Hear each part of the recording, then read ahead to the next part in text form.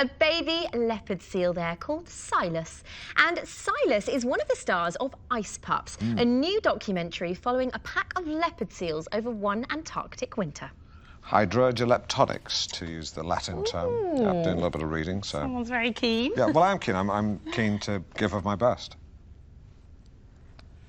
Here to tell us more about these mustachioed mammals is the show's creator, Alice Clunt. Welcome. Oh, it's Alice Fluck. Right, I see what I've done. So, Alice, this isn't your first time getting close to the animal kingdom, is it? Once upon a time, you were shortlisted in the Shell Wildlife Photographer of the Year competition. Many moons ago, yes. The oil company, Shell. They used to sponsor it, yes.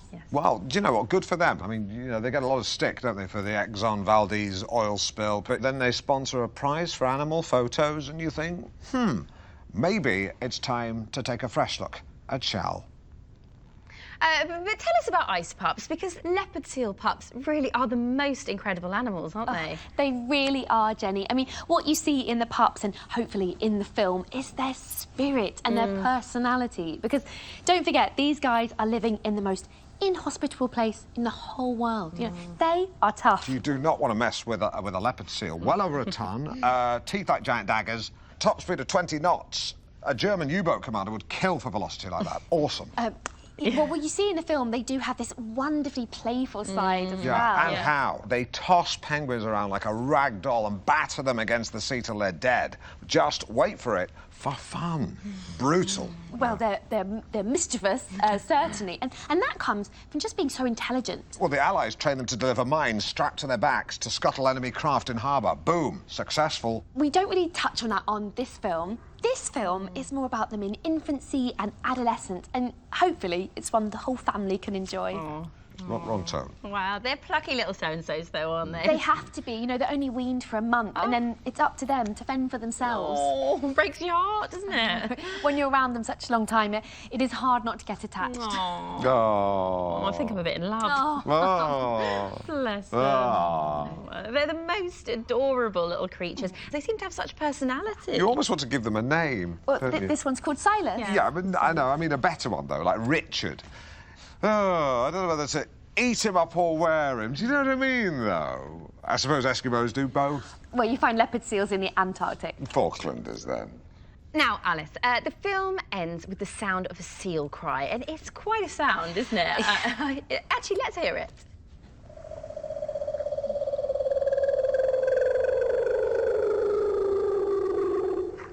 It's not a sound you forget. No. When I heard that, I had an overwhelming sense of Gary Newman. And you know the other musician I was thinking of? Don't know why. Seal. I do know why. It almost sounds sort of philosophical, doesn't it? I don't think that's the right word, Jenny. I think it's remindful. It reminded me of my granddad. Did it? Yeah. He made funny noises and he had whiskers and he liked fish. He was a smashing granddad. One of my earliest memories, actually, is him taking me to the fun fair, me asking for a candy floss, and then eventually he gave in and got me one, and took me home, said goodbye, but left his hat. And when I ran to the bus stop, he wasn't there. And I saw he was walking up the hill. That's when I realised he'd spent his bus fare on my candy floss. Grandad Graham. Grandad. And you can see the whole of Alice's film on BBC One tomorrow night. Alice Clunt. Fluck. Fluck. Thank you very much for joining us. Why are clean hands important? Because humans are the most effective incubators of bacteria outside of imported meat. A fact first discovered 150 years ago in Soho, when its filthy reputation was based not on pole dancers from Lapland or lap dancers from Poland, Poland, but because of an outbreak of cholera. Imagine going into a newsagent and ordering not a can of Coca-Cola, but a can of Coca-Cola. That's effectively what the Soho residents were doing in 1854 when they came to draw water from this pump to sate, slake, or quench their thirst. That was before the physician John Snow discovered that the disease was spread through contaminated water. And this paved the way for the invention of antibiotics, a remedy against bacteria that initially seemed infallible. I said initially slightly louder because Whilst antibiotics once stopped bacteria like these from breeding like randy Catholic rabbits, their prophylactic power has become dulled through overuse.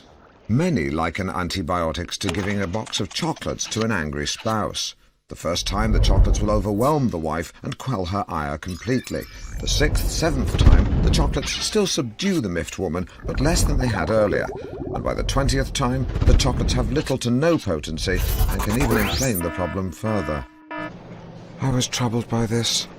I knew more than ever before that we needed to wash our hands. What were we doing? To find out for myself, I've come to the gents' toilets at the BBC to conduct a study of my own. Hello, Alan Partridge, BBC. Did you wash your hands? Yep. Good man. I've concentrated exclusively on the gents' loos. A man standing outside a women's lavatory can be seen as predatory. Equally, a man loitering outside a gentleman's toilet can be fraught with ambiguity. So, to put it on a more formal footing, I've got this woman with a clipboard. Sorry, what's your name? Sarah. Sarah. Sarah. Sarah. Sarah. Okay. The BBC employs some 20,000 people, Just write that down. and not all of them are going to wash their hands. Right, it is Sarah. I thought you had a list. No, it's Arabic. Okay.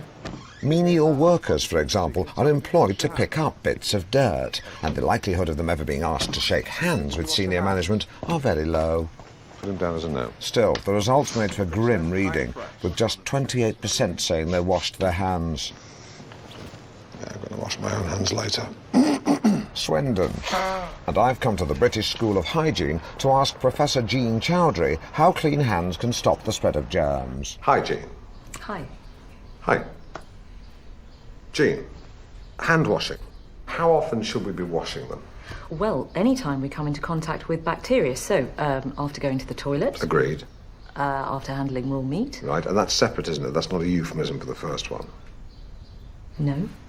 Raw meat can harbour some pretty nasty bacteria. So, if in doubt, wash.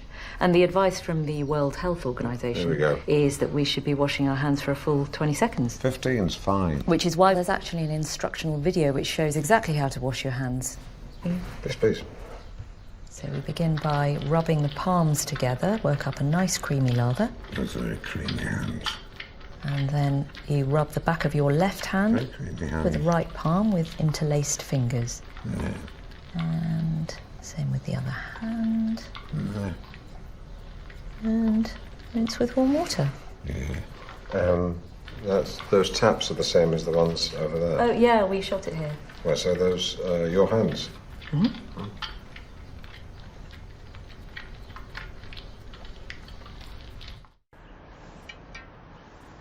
It seemed to me you lived your life like a candle in the wind. So said Elton John about Marilyn Monroe, Princess Diana.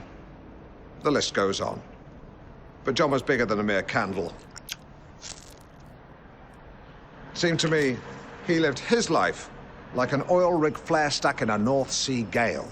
Like an oil rig, he drew on huge reserves of energy, was physically quite squat, and thanks to his prodigious whiskey intake, helped prop up the economy of Scotland. Your candle burned out long before your legend ever did, continued Elton. And it's no exaggeration to say that Scotland's vast reserves of oil and gas would burn out long before John's legend is ever forgotten. Exaggeration? Possibly. Sentimental nonsense? Again, unwise to rule it out. But there is broad agreement that John was good. The former BBC television centre. John had a real appetite for this donut-shaped building and snaffled his way along the corridors, gorging on the opportunity as he chomped his way to the top. His big break, or mouthful, coming in 1985 with the BBC's Getaway. And it needn't cost you a king's ransom. Consisting largely of John in teeming holiday resorts, sampling cooked breakfasts in blazing sunshine, the show was, like the man himself, cheap and cheerful. A great show. Terrible reviews saw it cancelled before the end of its run. But it alerted the BBC's early warning system to John's talent, and he was now a big fat blip on their radar. This led to what John called his golden period, a veritable roll call of Britain's best-loved telly. Scotland's strongest man, Cash Chaser, Britain's holiest hymn, Fly Tip Squad, Britain by Balloon, Gibraltar CID, which is why in 2012 he was named host of new magazine show This Time, delighting us all with puns about hedgehogs being prickly. Prickly customers. John Baskerville, what was he like? Oh, what are you like? Yes, it seemed to me you lived your life like a candle in the wind. The Life of John Baskerville, by Alan Partridge. Now, while Telly John was larger than life, Private John devoted himself quietly and without fuss or fanfare to his charitable foundation, the John Baskerville Foundation. Here to tell us more about the humble work of John's foundation, the John Baskerville Foundation, Jenny is joined by John's brave widow, Fran Baskerville. Thanks, Alan.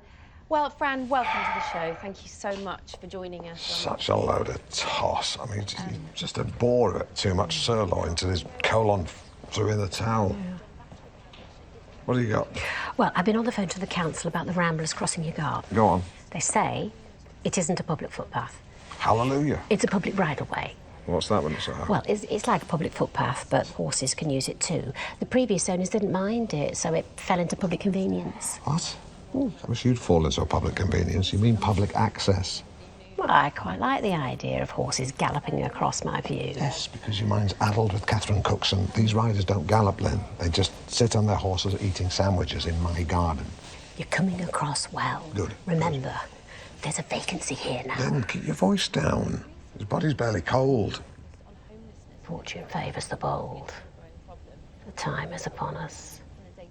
Have you ever seen the Devil's Nanny from the film The Omen? No, why? Just you remind me of it, that's all. Try saying, "Have no fear, little one, I am here to protect thee." Have no fear, little one. I am here to protect thee. If you'd knocked on my door at Halloween, I would have fouled my unders. Just, yeah, and then given you some sweets. As the Dalai Lama says, the show must go on. Yeah, you cock a snook at bad news, don't you? I do, actually. I'm a snook clocker. I'm sure there's an anagram in there somewhere. What? Huh? Hmm? I'm just saying, I'm sure there's an anagram in there somewhere. Doesn't matter. Press on. Introduce your next guest. Calling me that? Not an anagram. Simon Denton there. Funny Simon Denton. Yes. What's fascinating about history is that, unlike bread in a bakery or love in a marriage, it's never going to run out. But military history is a genre all of its own. A new series promises to shed light on battlefield ingenuity, and we'll be talking to its presenter, Sam Chatwin, very shortly. Hello. Shortly. But first, since military history is a subject close to my heart, I thought I'd don my wellies and shed a bit of light on one of my favourite battles. Let's take a look at my report. A simple stream in North Walsham, Norfolk. But 6 centuries ago, this stream would have flowed with the blood and entrails of fallen men. I was hoping to illustrate it by pouring in this bucket of butcher's waste, but some Dilbert at the council seems to think it would contaminate the water supply. So close your eyes instead and imagine bits of dead men bobbing about in red water. This was the peasants' revolt of 1381, caused, some say, by underpaying the workers. But there's compelling evidence that low wages actually increases productivity. As Kirsty Allsop says, a well-fed dog is a slow dog. Whatever the pros and cons, there can be no excuse for the peasants' antisocial behaviour. The execution of their ringleaders serving as a timely reminder that laws are there for a reason. Behind me is North Walsham Heath. What today is a pleasant place to rest was once a peasant place of rest, since many of them lay dying here.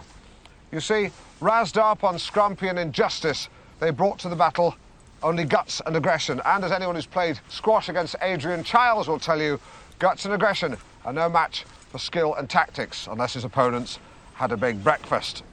The battle was bloody. After the first day, the bishop's men set up camp here on the Heath, a place for the Poop's troops to regroup and recoup. They would have discussed tactics, with a free hot meal included. There were potatoes in those days, of course, they hadn't been developed. It was simply lamb shank or the classic chicken. In contrast, one can picture the peasants, loaded on cider, winging into bushes, telling disgusting jokes before attacking the bishop's men in dawn raids. but the lack of organisation meant they were no match for the deft swordsmanship and combat nous of a trained unit. The labourers were serfs, their hands more used to drawing milk from a goat teat than wielding a sword. The trained soldiers knew to have one hand on the hilt, the other on the pommel. That is what I do. I've got kids. God forgive me. The battle continued. The bishop's men fighting off futile frenzied and sometimes rubbish attacks from the peasants. The battle continued till dusk.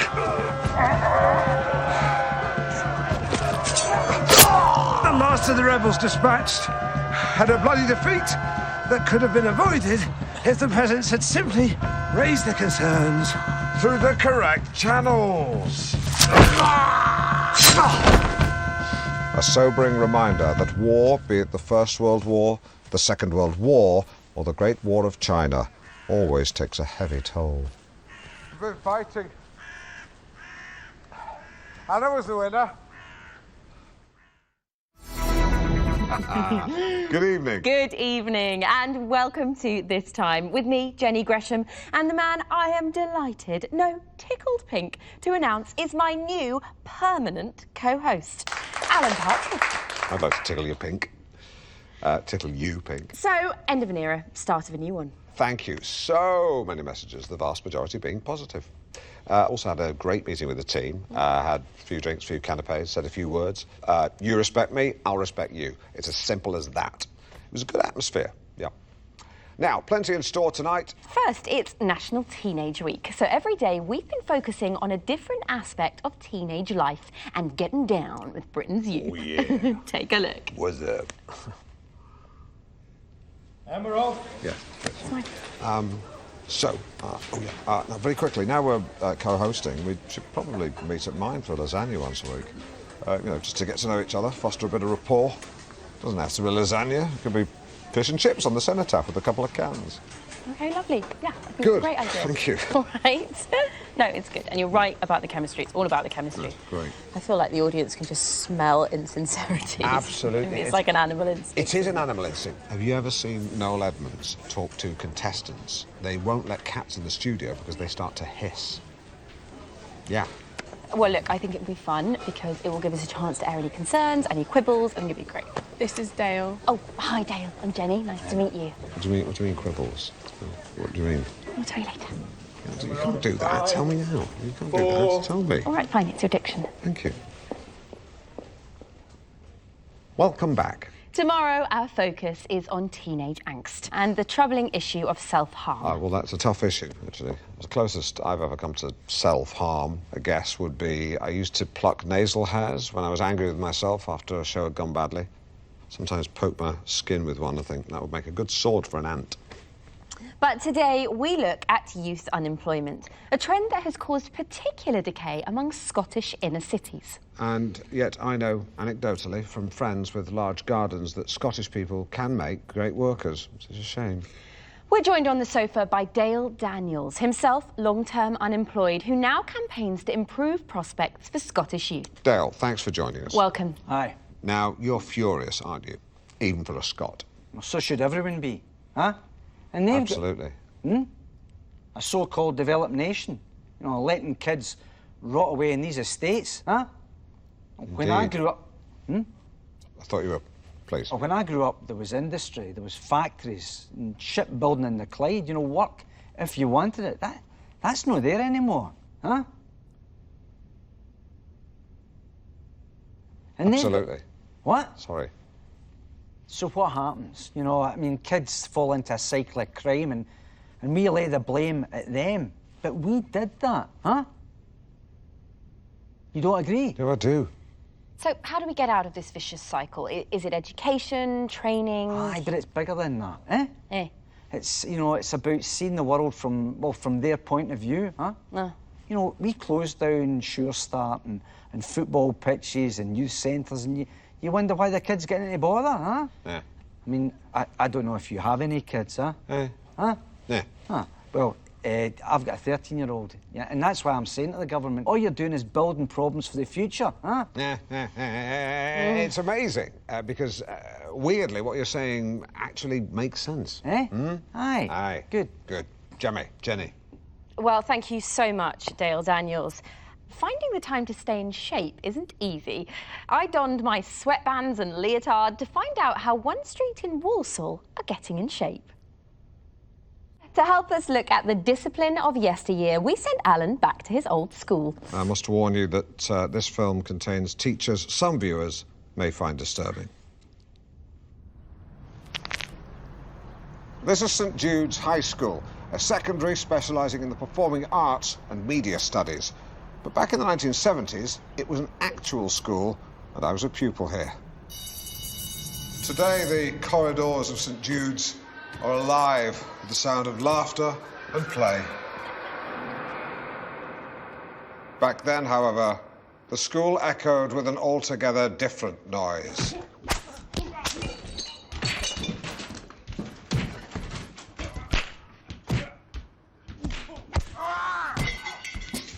The noise of corporal punishment. Thrashings were the order of the day back then. The only ways to avoid a walloping, keep out of trouble, or get homeschooled like Dominic Bentham. Although I think he ended up killing himself in his 40s. Alas, for those of us schooled in the classroom, the finger of blame didn't always land on the guilty. Partridge! What is that? Bring it here. And stop gawping, for crying out loud. Ordinarily, I'd see a boy taking the long walk to the teacher's desk and think he was being disruptive. Go on, sir, batter him. But on this occasion, that boy was me. What is it? It's a picture of you, sir, with a penis where your nose should be. Is that what you think I look like? It wasn't me, sir. It was Smithy. He's from a broken home. Something changed in me that day. I had walked to school a boy. Now sit down, you lemon. But I returned home, a big boy. Fortunately, what the psychotic teachers of the 1970s lacked in self-control, they also lacked in technique. Inexperienced teachers would often opt for a one-handed stroke with little backlift and a short follow-through. But swing analysis from my squash coach reveals this to be both ineffective and inaccurate. With little rotation of the hips, the backswing ends here, which means the maximum arc of the swing is shortened, and an unsteady stance means energy dissipates as the swing is completed. But watch what happens with a firmer base and a longer backlift.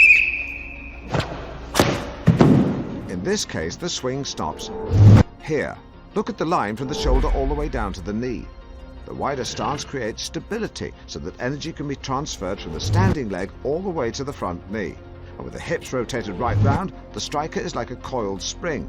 If we play on, watch now how all of that force is driven down through the arc of the swing, picking up speed, as the front knee bears all the weight, and then pow! The striker hits through the target, continuing to rotate the hips until he ends up in a finishing pose that is the mirror image of the backlift. Impressive. Eventually, corporal punishment was subject to a blanket ban, except in emergencies. But the memories remain. Sore heads, swollen knuckles, rosy red bum cheeks. Sounds funny. Don't feel funny. But first, how many of you out there are 100 years old? More than you might think. National statistics say there are 14,000 centenarians in the UK. And that's enough to fill the Birmingham Arena. Wow. Yeah, although presumably they need a lot more toilets. The latest addition to that exclusive 100 club received her telegram from the Queen this very morning. And as her granddaughter writes, she's a big fan of this show. Aw, here's what she wrote. 20 seconds. Where's my fucking water? I made it very clear I need a glass of water after exercise, or else white saliva forms at the corners of my mouth. Whose is this? That's mine now. Careful, it's fizzy. What?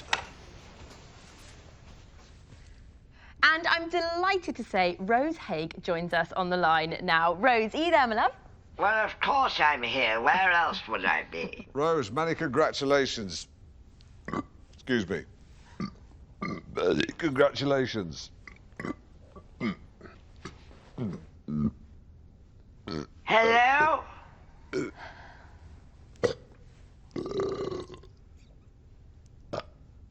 we go. Rose, can you tell us where... No, leave it here.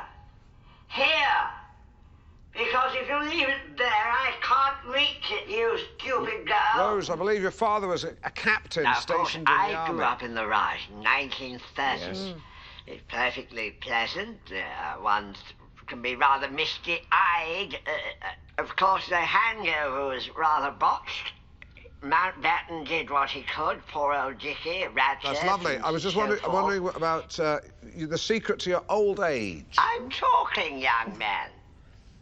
You Sorry. normally interrupt people when they're speaking. I've been called a young man for quite some time. Stop mumbling. Why are you staring at me? What's your name? I'm a Partridge. Your point being, we had a houseboy. Not a friend, you understand, an Right. employee. Okay. He used to run errands, and we called him Brownie. Right. Not the sharpest of fellows, but curiously, he was not an Indian. Okay. He was a Negro. And they are very different, because whilst physically stronger, they... Oh dear, we seem to have lost Rose there. But yes, a great achievement and a colourful character. Different times, and apologies there for the wind and the racism. Now, mention our American cousins, and most people think weaponry, donuts, racism, and brown paper shopping bags with no handles. What's all that about? Oh dear, I thought you were having a stroke there. But there's much more to America than that. Time for New SA, our first regular update on the state of the states. We're joined by our very own Ruth Dugen for a segment as American as Mum's apple pie. Well, you were having and a stroke. who doesn't love Mum's apple pie? Well, I'm sure I would. I've not met your mum, but I imagine a kind of Nanette Newman type, crimping crusts and cutting out love hearts from excess pastry to plonk on the top of the pie lid. Something like that. What about your mum's? Well, I love my mum, but I have to say she made bad pies. And even though she loved me, she managed to make a pie without putting any love into it whatsoever. So, yeah, just chopped apples, pastry, lots of brown sugar, but, as I say, no love. But, Ruth, I bet you loved your mum's apple pie. First up, police raid a house in Cleveland and find 4 dead men in a septic tank. Not the kind of story anyone likes. I do, actually. I love anything like that. Right. Absolutely delicious. Yeah, right, you mean the apple pie. And the same, though, Ruth. All the pastry turns into a fat back. Well, quite. It's been described as a truly gruesome sight. What? A vision of hell. Dismembered limbs from as many as... I think you've got a bit of a delay on the line. A delay on the line. Copycat. So I'll just try and soldier on as best... Sorry, I didn't quite catch that. It's all right. I was just saying the same thing as you said. I should just try and push on and assume that you can hear... Yep, go ahead, Alan. No, you go ahead. Shall you I go continue? ahead. So you I'll go try- ahead. I didn't You quite go catch- ahead. It's like trying to have a chat on a webcam with someone in the Philippines. Or bloody anywhere in the world. Yes, sorry, after you. Ruth, stop talking. We're starting again. Nod when you get this. Now, Ruth, hello. Hello. Good. Do you like your mum's apple pie? Yes. And I believe the police have found the remains of 4 dead men in a house in Cleveland. Yes, that's right. Well, tell us about it and give us a long answer so we don't have to keep going back and forth. Now? Yes, now. I should knock on the side of your box. Well, Ignore as the I said, box thing. it's a grisly discovery. And while the identities of the men haven't been Sorry, the side of my box? The owner of the house has been named locally as 51-year-old Brian Crilly, now the subject of a full-scale manhunt. Well, Ruth, I think we'll leave it there for today. Thank you. You're welcome, Jenny. Let you go and enjoy the sunshine. Too hot for me, I'm afraid. You back with us next week? The week after. See you then. Bye-bye. And here is the woman herself to tell us more about her new series that shines a light on women in science. It's writer and broadcaster Gil Hully.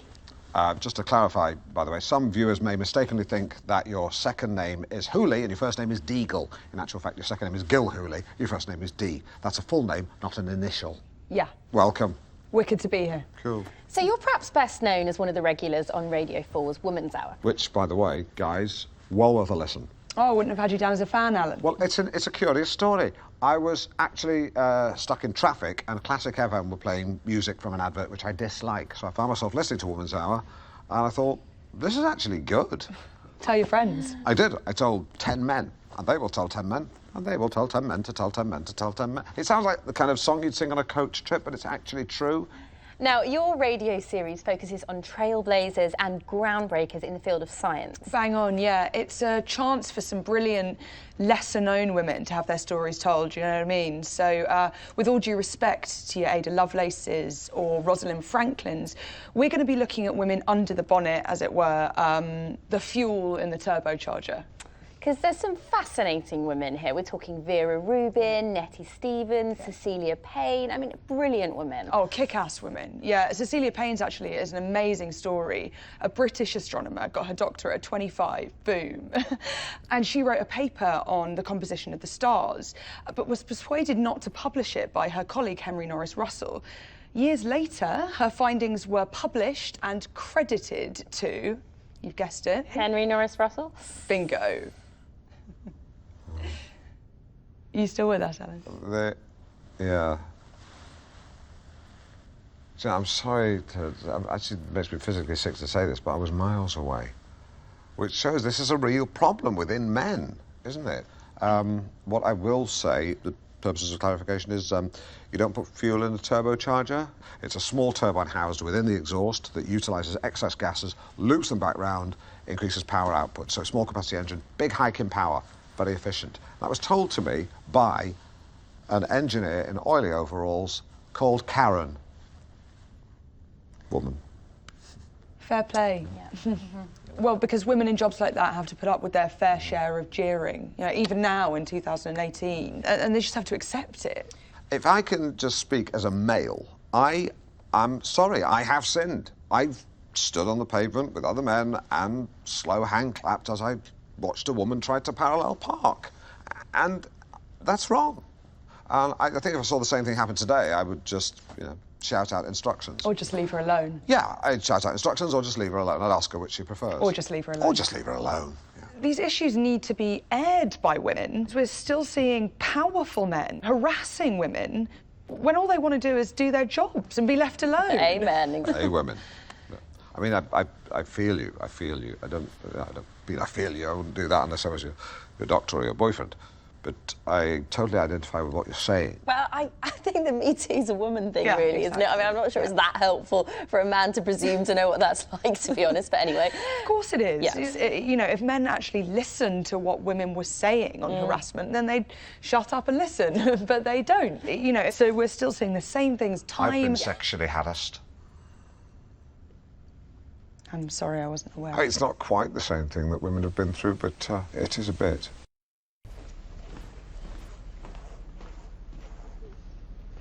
Hilary Couchman, Dr. Hilary Couchman.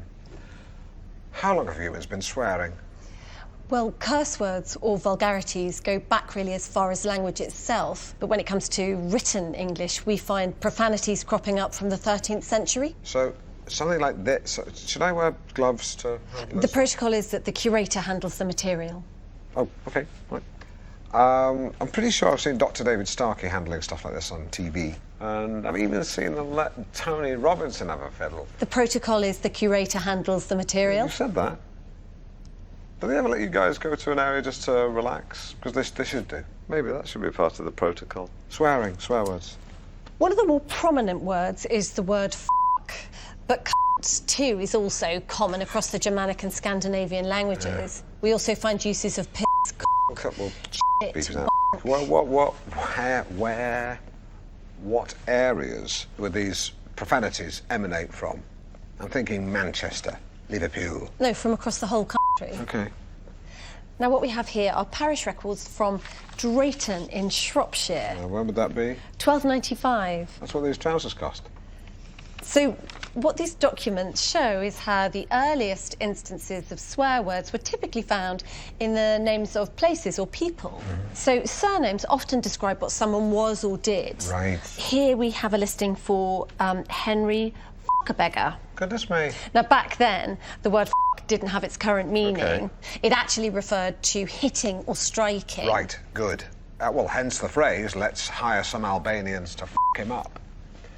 So there are terms that have fallen out of use. So here in 1740, we have the term Rantalian, which means one whose scrotum is so relaxed as to be longer than his penis. One wonders whether that's due to a truncated member or distended testes. Well, I guess it's just chicken and egg. We also find some fairly vulgar slang words for penis, such as beard splitter and arse opener, whilst fellatio was known as bagpiping. Oh, makes sense. In the 1785 book, the Classical Dictionary of the Vulgar Tongue, we find the term to huffle. Would you like to have a guess at what that means? Oh, gosh, I'll have a bash. To huffle, the act of putting my head between a lady's breasts and huffling. That's, you get the picture? No, it's another word to fellate. Right, OK. I always find it amusing when I ask people that question, what answer I'll get. Right, well, that's an interesting part of the protocol. Thank you very much, Dr. Hilary Mantel. Couchman. One who likes to squat over another... It's my surname. Right, yes, of course. We are so, with several O's, excited to be here with fashionista extraordinaire Tommy Chaucer. Tommy. Hey, and excited is right, because today is all about the skirt. After 2 years of heavy tailoring with all manners of trouser, baby, the skirt is back. OK. So cop a feel of these. Now, our first skirt is a circle skirt, modelled by the beautiful Kirsty. Hello. Just £65. She can't be. Oh, you mean the price? And it's a skirt that's an expression of joy. It's summertime, it's good times, it's light, it's airy, and it's fun. It's a happy skirt, Yes. isn't it? It's Yeah. very elated. It's over the moon. It is. It's chuffed to bits. Can't wipe the smile off its face. It's billowy. Like a windsock. Like a windsock. Or like a tent. Yes. A marquee. Wedding marquee, like maybe. a big wedding marquee that's not been moored properly. That's right. And you can see exactly what the skirt does for Kirsty's posture, the way she walks, the way she holds herself. And wow, Kirsty owns it. Really? Oh, well, thank you for bringing it in, Kirsty. I mean, she makes it work for her. Oh, totally, yeah. I mean, Simon. Yes. Say something. It's got a beautiful silhouette. Yes, I mean, it is a great shape. It really is. I would also add that it's comfortable, modest, and good for Sunday best. Useless. And it's got 2 poppers, so you can adjust it if you do change in size or once a month, possibly. Because when a woman enters the menstrual stage of a feminine cycle, she will swell around the tummy. So let's bring out our next gorgeous girl, Julia. Julia! Now, this is a Dirndl skirt. Now, this I love. It's shaped like a bell, concentrated around the waist, around the hips, and this one is very on trend. It is like a stripy bell with her legs as the hammer. Feel the fabric, Simon, then talk about it. Really? Yeah, yeah. Have a feel. Feel the fabric. Oh. Yeah. Decent. Yeah? Exactly, and it's Decent bit of skirt. No, sorry, I take that back. Well, it's saying Dolce Vita, Roman holiday. It is, it's saying... Molto bene! Molto bene! Molto bene! Molto bene! Not that loud, but, you know... There's no getting away from it, Tommy. Sometimes Simon and I can be outrageous, really can. Let's look at another woman in a skirt. Our next skirt is modelled by the lovely Louisa. Oh, very curvy stripes, like she's been squeezed out of a giant tube of Colgate lady paste. And we've paired the skirt with daring red shoes that really draw the eye. And it says, I'm on the town, it says, I mean business. It says, I'm comfortable, but I'm nobody's fool. Yeah, it's saying, I'm a whirling dervish. Yes, I like to go to the office, but sometimes I like to sit on a park bench with Ryvita and Philadelphia looking sad. But it's also saying, I'm happy, I like to leap in the air and sing, whoa, body form. That's, yeah. It never bloody shuts up, this yeah, skirt. well, What are you talking about? it is a stripy chatterbox. It is. Skirt. It's a magnificent skirt. Tommy, join me at the lady. I think this look works for Julia, but I can also see her perhaps with her hair up. Totally. Excuse me, my like this, darling. thank you, darling. Maybe a shocking pink clutch bag, sleeves pushed up, LA Law style. Totally. Hair up, daytime casual, hair down, one word, accessorise. Wrist, neck, ears. Head, shoulders, knees and toes. No. Nails, lots of colour, accessories where you can really let your hair down. Yeah, although I've just told you to put it up to me. She's smiling. Earrings, maybe a couple of big hoops. Just toss your head back and shake it around, let them clank against your neck. Thanks, Louisa. Thanks, sweetheart. That was sensational. Less morning has broken, more morning has soaken, since every morning I have soaken or soaked my bed with perspiration. For this is the night sweats. This is the amount of sweat squeezed from the pillow of an ordinary sleeper. It's empty. This is the amount of sweat squeezed from my sheets after they were passed through a mangle. For I have the night sweats. But it's not just sweat I'm lying in. It's shame. I'm tired of waking up twizzled in damp duvet. Something needs to change. Gate. So I've come to the blandly named West Sussex Sleep Clinic. After filling in a needlessly detailed questionnaire, it was time for Jim Jams and watery squash. These are my co-sleepers. Hi, Janet. They are amongst the worst sleepers in Britain. They are absolutely hopeless at it. But the chinwag over a glass of squash reminds us that we're not suffering alone. But our collective lack of sleep has rendered us all pretty irritable. Malcolm, there in the green sweater, thinks he's the bee's knees when he's not. Janet seems to think we want to know all about her.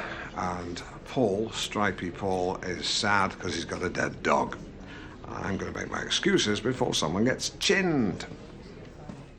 Back in my room, with my head sporting more cables and lights than my assistant's modem, I was ready. And so to sleep, perchance to sweat. Fascinating stuff, and I'm joined by the clinic's sleep disorder consultant, Dr. Susan Lyall. Hello. Hello. Hello. You took a peep at my sleep. What did you reap? Okay, so yes, reviewing that night, so we can see that you were really quite restless, yeah, and quite fidgety here as well, but that's really very common, especially with light sleepers. It's really the brain's reluctance to enter into sleep mode. Busy. But it's also a sign of stress and anxiety as well, which we know can be a key cause of heavy nighttime perspiration. I'm just going to spool on. There's a moment coming up here which is something I think you should see, because what happens round about 1:30 is you enter something called stage 4 of NREM, and it seems that the cause of your night sweats is actually a different condition. What? I think what we're seeing here is parvor nocturnus, or night terrors. Oh, my God. The last time my legs flailed like that was in a tent during an altercation with what I can only describe as a very big bee. So what sort of thing do you have nightmares about? What scares you? So you've not been involved in anything traumatic or upsetting? I recently abseiled down the side of the Shard for charity. What? When? Or was that a dream? I was doing it for the RSPCA, so yeah, It so yeah, must have been a dream. Must yeah, have been a yeah. dream. It's very disturbing. Don't want to talk about him anymore. Tell me about you. You work at the clinic where I went, but I didn't see you. Oh, no, but I could see you on the monitor. Ah.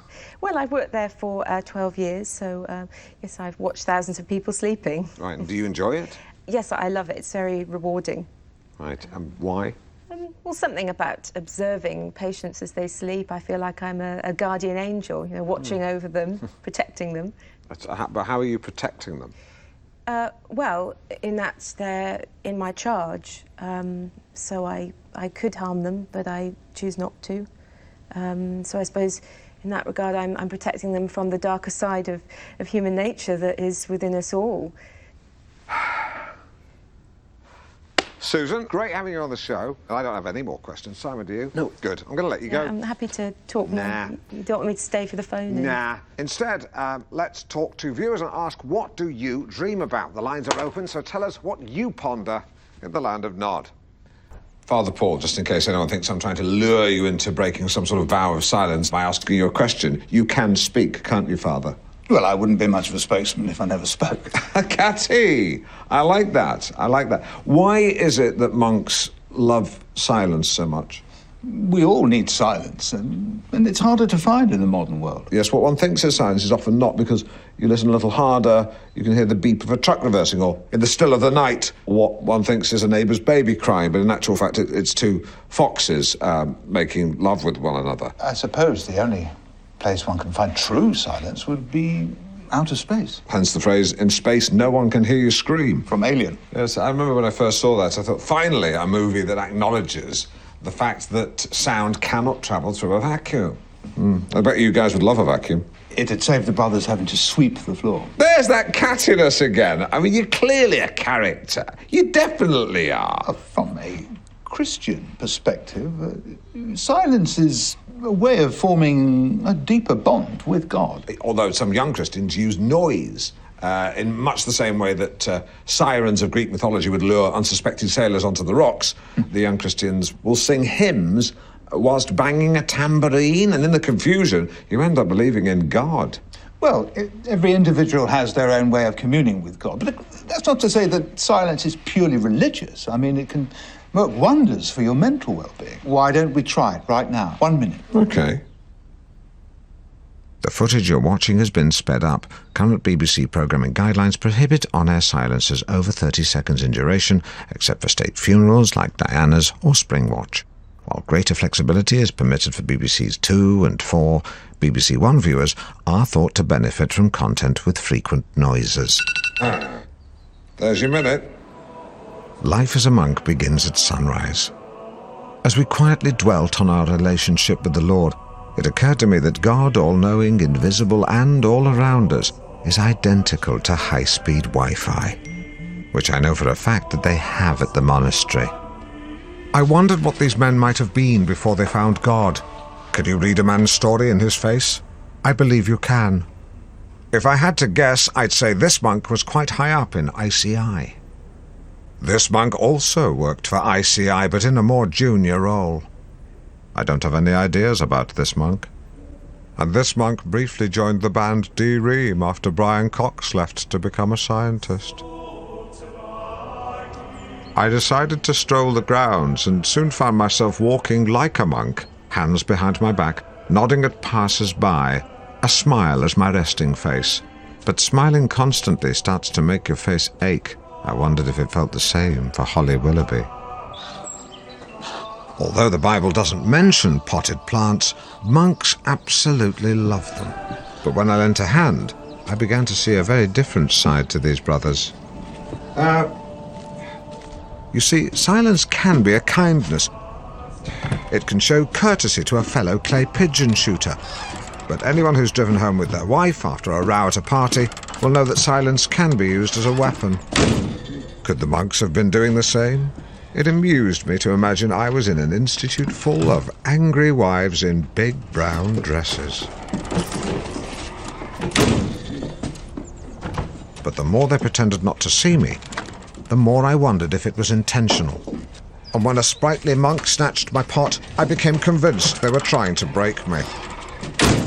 Perhaps they were tapping Morse code messages to each other on plant pots, like, why isn't this new man wearing brown?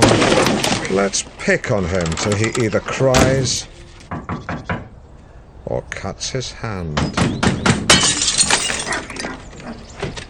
Now, we've all seen it. A teenager near a window asking Siri what the weather's like. A taxi driver using his phone to calculate your change after you've given him £20 for an £18 fare. Clearly the change is £2. But is our addiction to technology actually making us less intelligent? To gauge the public mood, we cross to Simon Denton with a slightly expanded role, sifting through your texts, tweets, and now live calls. Howdy. Howdy. So, yeah, bigger role, more responsibility. Yes, indeed. Finally got that promotion, Ma. Same money, though, I think. Yeah. So, we've been asking, have we lost good old-fashioned British common sense?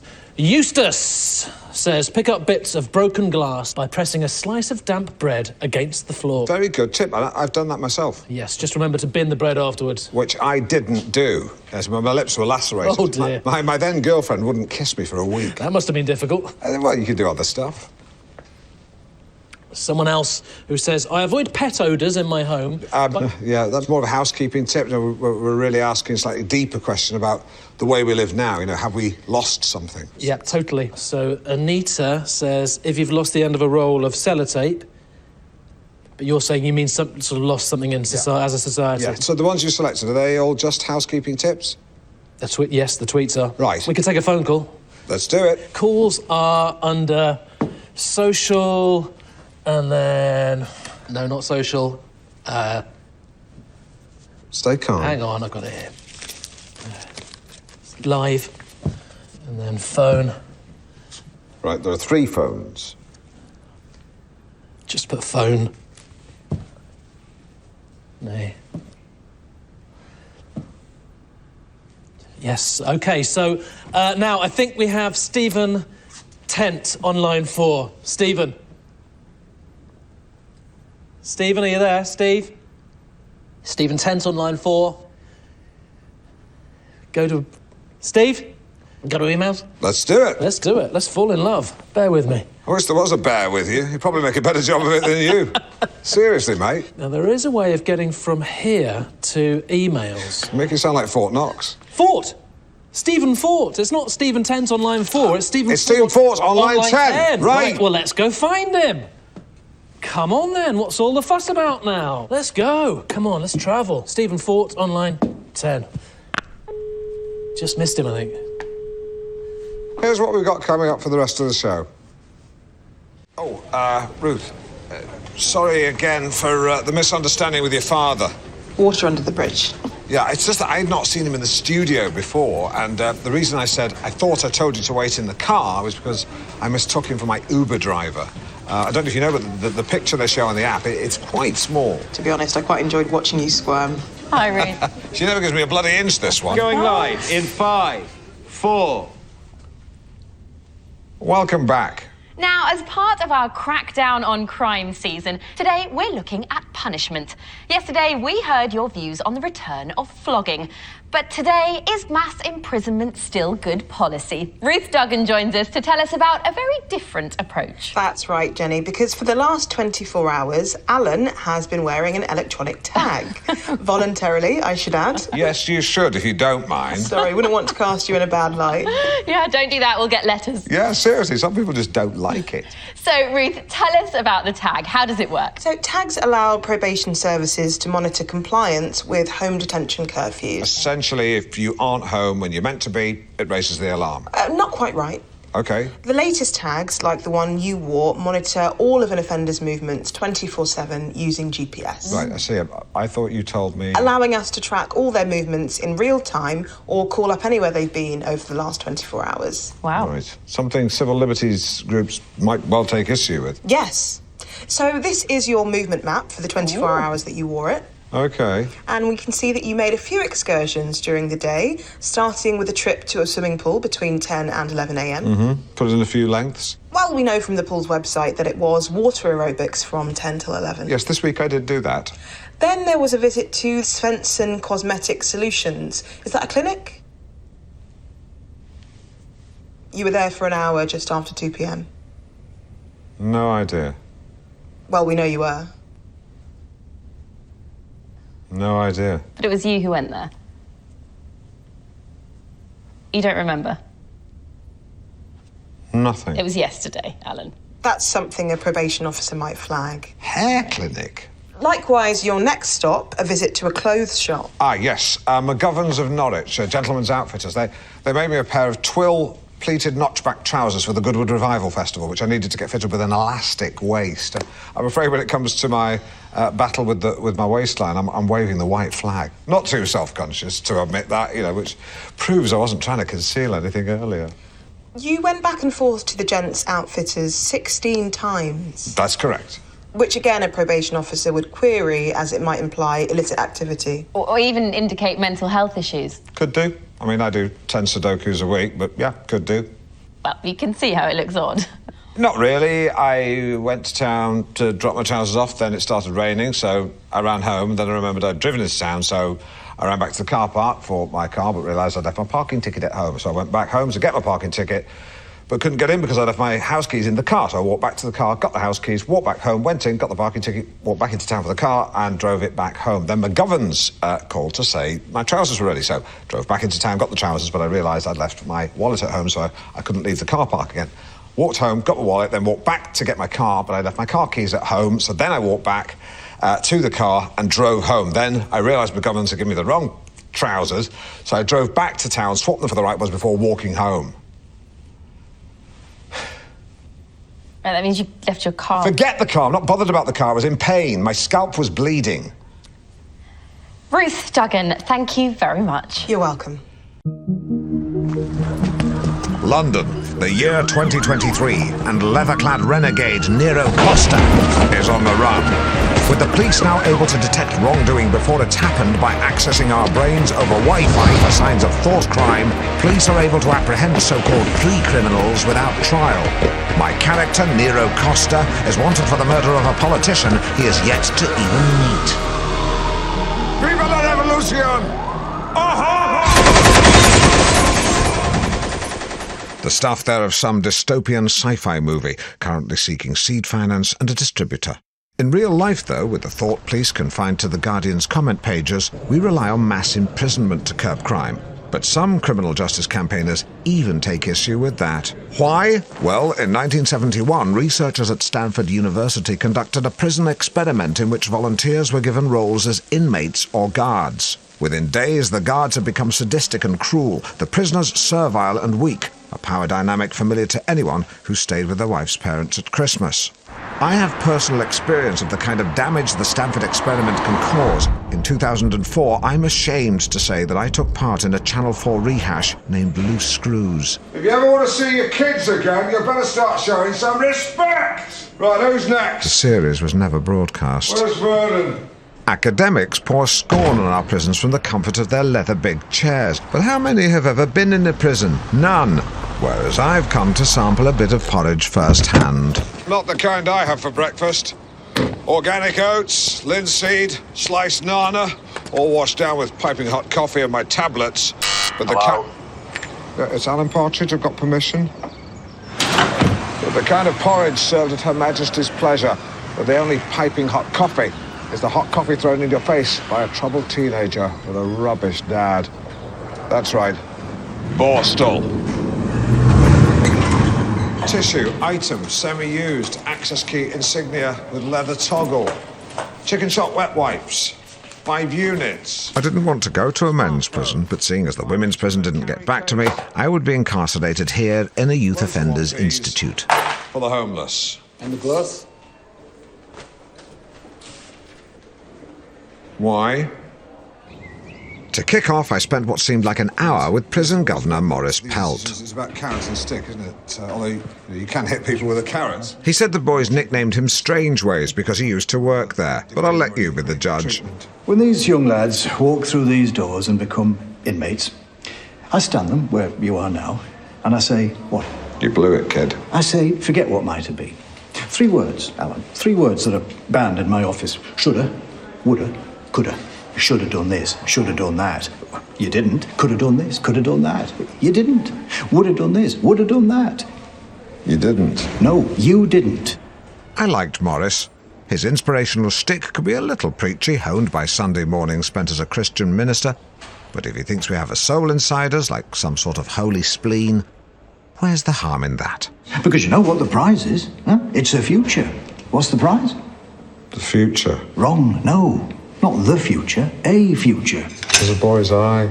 Because changing direction is a choice. But whose choice? Mine. It slowly dawned on me Maurice was asking questions he knew he and I both knew the answers to, which felt like cheating. Then again, although a bit simplistic for the likes of me, Where is it? Behind you. it was perfect for daft lads. Target is an Al-Qaeda cell. 4 terrorists are in the building. In addition, they have as many as 4 hostages. Your mission is to recover the hostages. We're in 2 teams. A team led by Danny will secure the perimeter. B team today will include Alan. Lads. B team will enter the building through the door on the white aspect. The hostages are being held on the far side of the blue aspect. Any questions? Sir. Alan. Recommend we use night vision capability. It's 1300 hours, so no. Copy that. Questions? Open door right! I've got the rear! Open door left! With me! I've got the rear! Open door right! On me! I've got the rear! Special Forces experts agree it's important to guard the rear. Partridge, with me! This was my signal. A gauntlet thrown down. We know eagles dare, but does a partridge?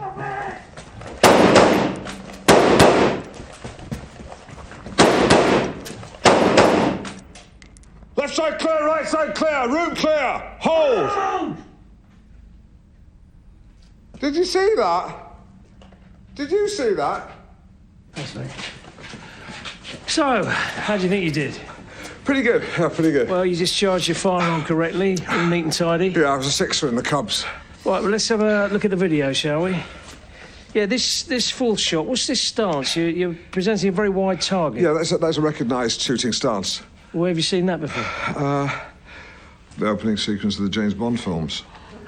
Right, yeah. It's me and the boys are wondering where the hell's he got that from? And I told you, it was from the opening sequence of the James Bond films. Yeah. Straight away, I can see a fundamental problem. Your first two shots. Yeah, double tap, central torso, pretty good. You've killed a hostage. Oh, Alan. Terrorist, unharmed. Hostage, dead. Terrorist, unharmed. Hostage, dead. Terrorist, unharmed. Hostage, dead. That makes 4 unharmed terrorists and 4 hostages killed. That is suboptimal. We would call it a catastrophic failure. I mean, why did you shoot this guy? This is an Islamic terrorist cell. This guy's clearly a Sikh. Oh, come on, I mean... Do you know many Muslims that wear turbans? Sinbad the Sailor? Catastrophic failure. Well, wait a second. I was charged with incapacitating 4 targets and recovering 4 persons, which, to be fair, I did do. The only twist was... that you saved 4 terrorists and killed 4 hostages. Precisely. I mean, that's a good shot. Now, this one, it's called White Diamond. That's another one of Kirsty Allsop's bridesmaids. Did you have a drink before you came on? It's champagne, lime cordial, big slug of Cointreau, white grape juice, and egg white. Like poached egg? Oh, no, it's raw. For God's sake, Rosie. What? You can't eat raw egg. It's a raw egg, No, Rosie. it's a common ingredient. Sorry, just a disclaimer. Please don't try this at home. Rosie's attempted it here, but in controlled conditions with first aiders on hand. Please cook your eggs. Be safe. Be egg safe. Rosie, let me pick your brain. Because me and my mum, we always go to Queen's for the tennis. Like this one. The first cocktail afternoon of the summer. What would you make for that? It'd have to be a rosemary champagne fizz. So gin, grapefruit and champagne. It's English, it's fun, it's summer. Those are the new cocktails, but what about the classics? Rosie, what do you think is the most popular cocktail in Britain? Espresso martini. Alan, what do you think? Mine's gone blank. Shandy. Well, we hit the streets of Nottingham to find out which came out on top. And we're off. That was great. Oh, really, it's okay. Smells of stuffing. Oh, it's you. Just to say, I've looked into the annual reports, and it turns out Jenny earns slightly more than you. Okay. It's to do with the way the deal is structured. It's an accounting quirk. Okay. It's only about £200, but it just means she's higher than you in the list of the BBC's best paid presenters. Okay. You okay? Okay, I'm okay. So you're in a bit of a pickle. You want more, but you don't want to complain because women got a bit big for their boots. Yeah, all right, Lynn, that's for the car, but thanks for the intel. Have a white sparkle. Okay, places, people. You like egg, don't you? And we're back in 5, 4, So there we have it. The mojito is Britain's favourite cocktail. And Rosie, you're making us one to end the show. I am. Now, the secret to a good mojito is not to overdo the mint. So, it's lime juice, sugar, a little mint, they're already in the shaker. Go on, make it then. And, yes, a handful of ice and a good slug of rum. Oh, I love rum. And then you give it a good shake.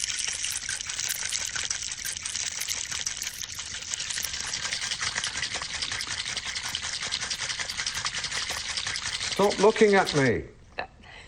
Certainly gave that what for. Would you like to have a go, No, Alan? not me. I never know where to look when I do that sort of thing. It requires a certain kind of confidence that, for whatever reason, I don't have. That's why I don't play the maracas. Give it here. All right. Stiff. It's loosening. Very stiff. Have you got it? All right. Okay.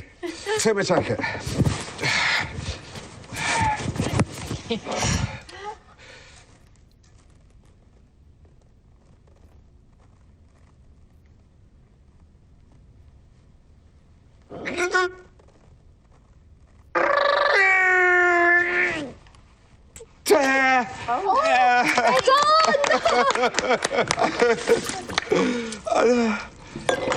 I don't know why I did that. Rosie, thank you very much for joining us. That was great. It was great. It was really great. What are you doing with my jacket? Sorry for bollocking you before about the raw egg thing. But don't do that again. Oh, and I believe Simon has an email. Simon. Imagine two things you enjoy. Great individually, but put them together and you get something quite special. Strawberries and cream, egg and bacon, yawning and scratching, Johnson & Johnson, Charles and Camilla. But what about drugs and sex? This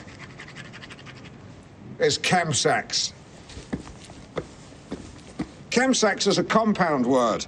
Chem derived from the word chemical and sex from the word sex or sexiness. Confined largely to the gay community, it emerged around the year 2010. A time of unrestrained glee as a nation dared to believe the nightmare of a Labour government could soon be over. And as revellers lost their minds to the sound of Keane and the Black Eyed Beans, little wonder that the hedonism spilled over into sex and drugs. The primary drugs involved in chemsex are crystal meth, GHB, ketamine and mephedrone, a dose of which, under controlled conditions, I was about to take myself under the watchful eye of pharmacist Dr. Raj Prasan. Now, do you say MCAT or meow meow? I say mephedrone, its chemical name. Right. I like to say meow meow. You're going to administer this drug under controlled circumstances, and then I'm going to gauge its effects. You're going to play guinea pig. Right. That wasn't explained to me. I've never played that. I mean, in terms of the experiment. Oh, right. Sorry. I thought it was some sort of gay sex game. Yeah. Mind you, I'm not sure a man can squeal like a guinea pig, can he? I'm just a pharmacist. Right, yeah, because you're the chem of the chemsex, yeah. So Dr. Jekyll and Mr. Hyde, you're the Dr. Chem, and Mr. Sex, we've yet to meet. I'm just a pharmacist. You said that. So, give us the drugs.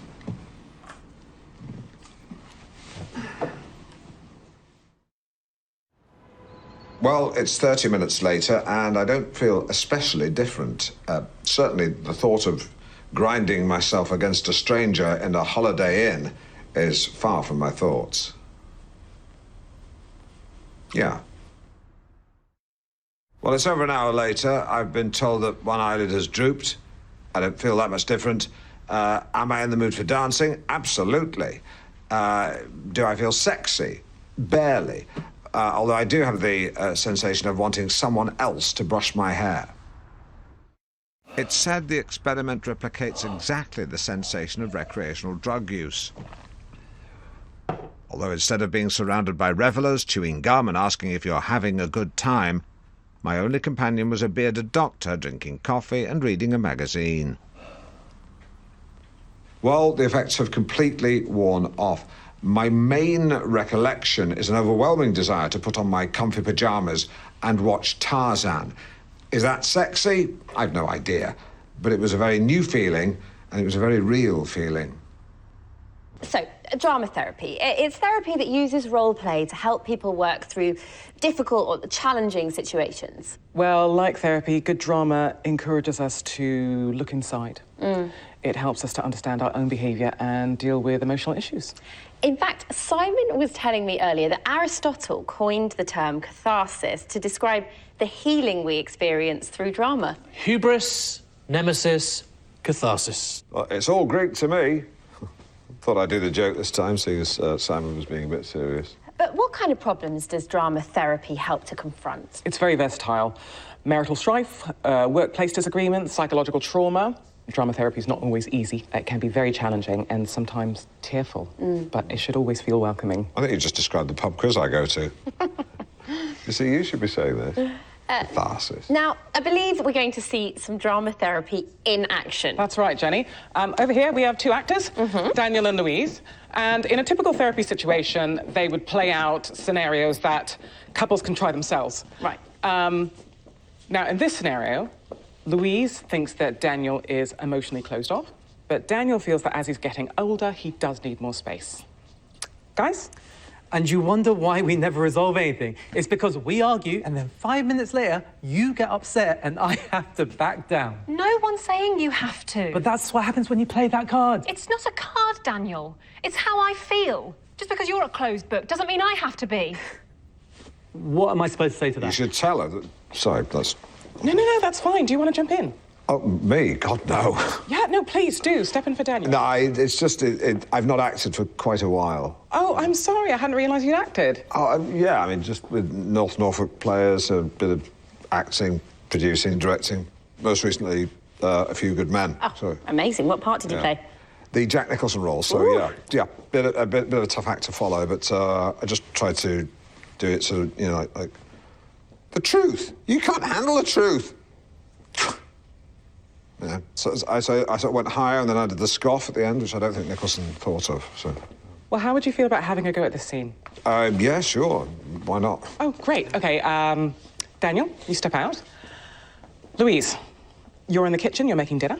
And Alan, start a conversation when you're ready. OK.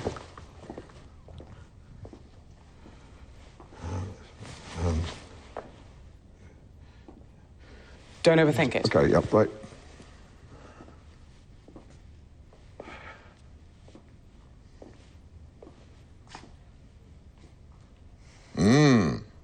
Smells good. It's just spag bowl. I didn't mean the dinner. Well, you never normally come in till it's cold. Look, I'm sorry to go on. I just don't want you to feel like I'm complaining because I want to spend time with you. Hey, baby girl. Just been out on my bike. My motorcycling's important to me. You know that. But you know the best part of the journey? Riding that steel horse back home to you. Try it without the accent. Me or her? You. OK, but the general direction... Forget all that. Both of you sit at the table. OK. Now, let's just pretend that she's your actual wife. Yeah. Look, I wish I could spend more time with you. See, I hear you saying that, but I don't feel it. Then we'll figure something out, but you're going to have to stop going on at me. I'm sorry if I've got a gift that people enjoy and I find very satisfying. I'm sorry that you don't have that because for some reason God didn't give you any talent. Shall we stop there? Yeah, that felt good. Quiz. One of these people spent World War II sewing uniforms, the other flying Spitfires. So, which was which? The answer will surprise you. The seamstress, this man, who got into sewing rather than fighting because he was severely mollycoddled by his mother, and sadly, the poor chap ended up as a softie. The Spitfire pilot, a woman, Eleanor Hartley, who defied convention to help transport military aircraft to wherever it was needed. Because it's an irrefutable fact that without the role played by women in almost every sphere in both civil and military life, the Second World War would have been slightly harder to win. Today, Eleanor is 94 and has very kindly agreed to join us here at Goodwood Aerodrome to return to the wonderful machines that she once flew. Eleanor, thank you so much for joining us. It's lovely to be here. A wonderful, wonderful woman to whom we all owe an enormous debt of gratitude. In the end, though, her interview was largely unusable. Heavy frost this morning. To learn more, I spoke to a man much better versed in Spitfire history. Good morning. My name's Alan. Roger. And your name? Roger. Oh, sorry, I thought you were agreeing with me. No, just telling you my name. Oh, I see. Right. Well, I'm Alan Partridge. Roger that. Right. And your full name? That. Is your name, don't say anything, is your name Roger That? It turns out the airman, a bit of a character with a love of wordplay, is actually called Paul Wheeler. But he pretends to be called Roger That to bamboozle new trainees. He has also appeared on Countdown. I really didn't do jokes like that because I'm a journalist. Now, Eleanor here, one of the few people left alive who understands what it was like to fly the Spitfire and carry that huge responsibility. What was it like, do you think, for people like Eleanor to carry such huge responsibility? Well, I don't think anyone was in any doubt as to how integral Spitfire was to the war effort. I suppose the only way to truly understand the sacrifice made by Eleanor and people like her is for me to put myself in their shoes. So if the plane gets into trouble, there's no ejector seat, so you'll have to bail out. Why would the plane get into trouble? Oh, we just have to give you the bailout procedure. Okay. So if the pilot says jump, jump, jump, you lower the seat, you unlatch the canopy, you unplug the radio, open the door, jump away from the plane, and deploy your parachute by pulling the D-ring. D-ring? No, D-ring. Yes, of course. Now, if you land in water... Oh, hang on. Say it again? Yes, again. Lower the seat, unlatch the canopy, unplug the radio. Why not do that bit? Well, you need to do that bit, otherwise you'll be tethered to the plane and pulled down to earth with it. OK, I'll definitely do that then. I'll just asterisk the important ones. Well, they were all important. Yeah, I'll asterisk all of them then. And after a handful of toilet trips, which I'm told is perfectly normal, it was time to spread my wings like the arms of a bird and take off. Does this say latch or cat? Can't look right now, sorry. Can you radio and ask someone? Not right now. OK, but soon. I was quickly lost in admiration for this plucky little aeroplane, and it was a privilege to climb heavenwards until I was touching the face of God with the very tip of my nose.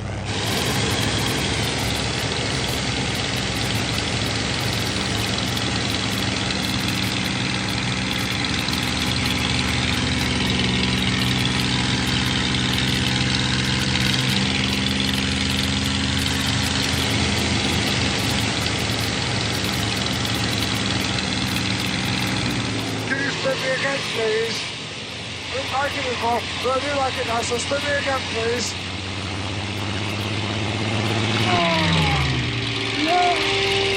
Up here, you can be proud to be British, and no left-wing people can tut at you. No one to admonish you for having a certain point of view. No one accusing you of culturally appropriating a Moroccan because you're wearing a fez, even though you've only gone as Tommy Cooper. Sometimes wonder why we bothered winning the war. If you're scratching your head wondering why Simon Denton is sitting on the sofa, do not adjust your set. It does look odd. Simon is here to introduce his very first item, perhaps the shape of things to come. Well, just a one-off. He's on holiday on the sofa, but he lives at the Digi-Wall. Simon. Now, when one pensioner's local cinema closed, his plans for a birthday movie were scuppered. That was until his friends decided to step up and reenact his favourite Hitchcock film, Rear Window. I went along to take a look. And action! And we're off. Oh, that was so good. That was great. It was good for you, mate. Yeah, that's pretty good. It's grainy black and white. Is that to look a bit... Hitchcock. Yeah. Yeah. That's lovely, yeah. I mean, Rear Window's in colour, of course, but I don't think that matters one bit. So how did this land in your lap? I just mentioned it to Howard and he said, yeah, give it a go. Yeah. Right. You know, you could always talk to me about work stuff like we agreed, mate. Yeah. Quick shot of you nodding. It's just an edit point. Edit point? I've been here a while. I'm starting to learn how things work. Are you? Here comes a good bit. Excuse me. Tiff, you've got to take a rain check on Cornwall. Oh. I know. I got a couple of Japanese business associates flying in from Japan to possibly invest in the blooming production company, so... What business associates? John Kawasaki and John Suzuki. Yeah. John Yamaha couldn't make it. I suppose they are both named after Japanese motorcycle brands. No, I tried to move it, but I said, John's, could you make it any other weekend? But they said, no can do. No can do.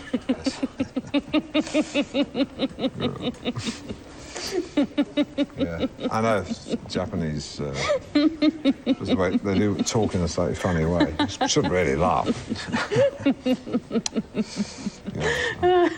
Japanese. Don't dick me about. Places, people, and we're back in 5, 4. Oh, Simon Denton reporting there. Didn't he do a good job? And they were so welcoming, not just Annie Arnold at number 10, but all her neighbours on Davenport Close in Kirkstall. A real community. Oh, lovely. Are you allowed to give out someone's name and address like that on camera? I'm not sure. Don't know. Right, I shouldn't have assumed you knew. It's just that when you've been here a while, you learn how things work. Yeah, we're all right. Our apologies there, just for a slight slip-up. It's live TV, we all have our moments. He doesn't have all this problem, but he just sticks to the jokes. I had the VT to... Can't you do both? No time, mate. We want a giggle. Give us a break. I did, remember? I'm outside the University of West Sussex, and in their computer science department, they're developing some of the most advanced robotics anywhere outside of America and China and Germany and Japan. Also Singapore. Love these guys. Electric lady. Nice. This droid, what's it capable of? That's just the coffee machine. Got it. Is this a coffee machine? No. Could be. Doesn't make coffee. So this is the unit here. It's a fully electronic, torque-controlled quadruped. We foresee a lot of uses in the industrial cleaning sector, as well as around the home. Yeah, it's quite a noisy little, I want to say chap, not quite sure what to call it. Her nickname is Lady. Yeah, I don't really do nicknames. Can you switch it off, please? I asked you to turn it off, please. Sorry, love. Oh.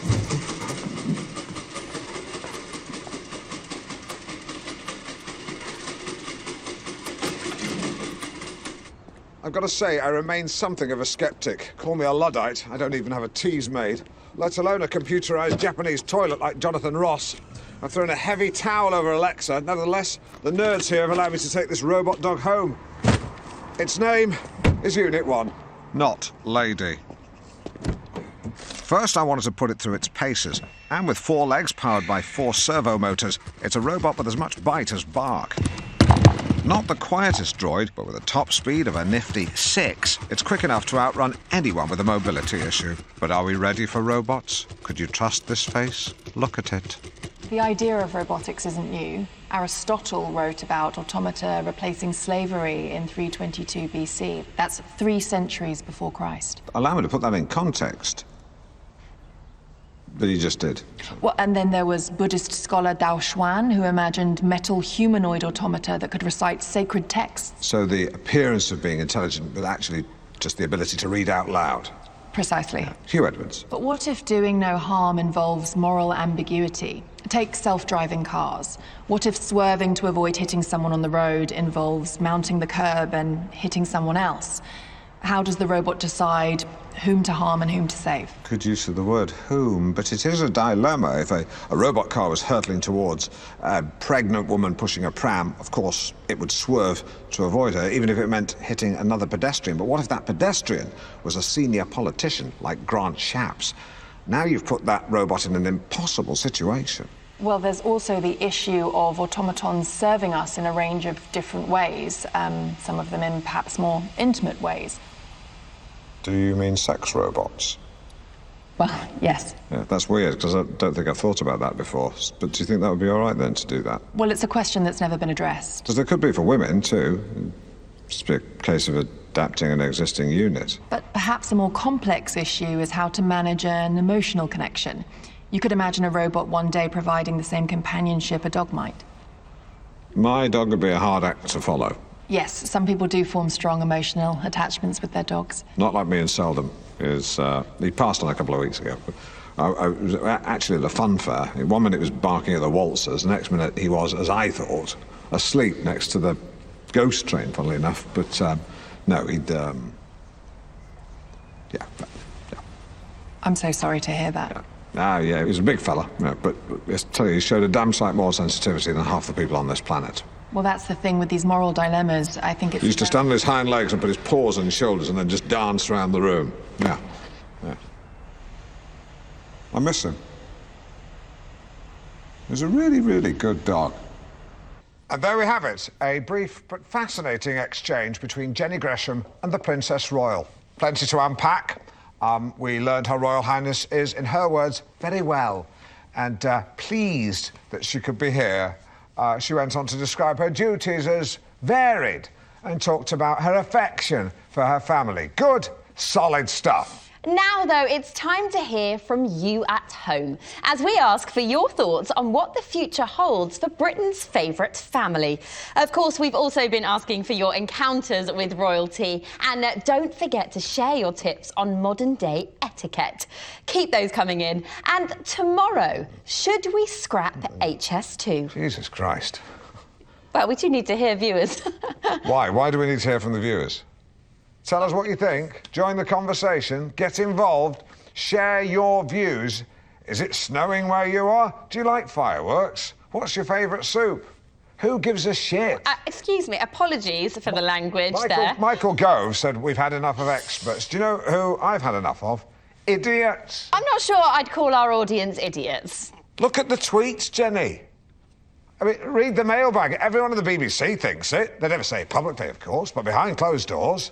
Whispered in the corridors, that's where you hear the truth. They think Countryfile is boring, they don't understand darts, and they don't really care about your opinion. The BBC is committed to letting ordinary people have their say. There's nothing in between. It's either BBC4 Live from the Hay on Wye Book Festival, or other people telling us they think dogs are better than cats. You feel like throwing open your windows and saying, I am hopping mad and I want something in the middle. Are you finished? Julian Fellows.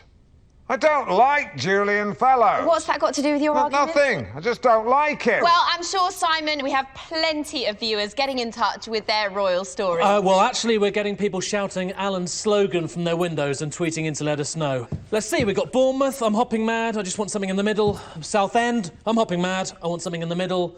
Same with Warrington, I'm hopping mad, something in the middle. Hull. I've tossed a nerve. Anything from London? Nothing from London, no. Well, we're in London. Let's go and have a look. Terry, come with me. Simon, do you want to come? No. I'm sorry I clouted you. It's all right. Everyone, go to your windows, open your windows, and just shout out at the top of your voice. I'm hopping mad and I want something in the middle. This way. Follow me, sorry. I can hear them now. Okay. Keep shouting. Keep shouting. Hear you. Say that again. Say the whole thing. Right, so you get that. Cheers. Cheers! Good. They're all saying it. Hey, yeah, all right, whatever. Fucking idiot. Yeah, that's not going to happen. Anyone else hopping mad who just wants something in the middle? No, we can't count you twice. Anyone else? Any more? No? I mean, that's 3 people. They say for every person who complains, there's another 20 who silently agree, so that's 60 people in this area at least. Minimum. You roll that out across the country, it's got to be 1 million.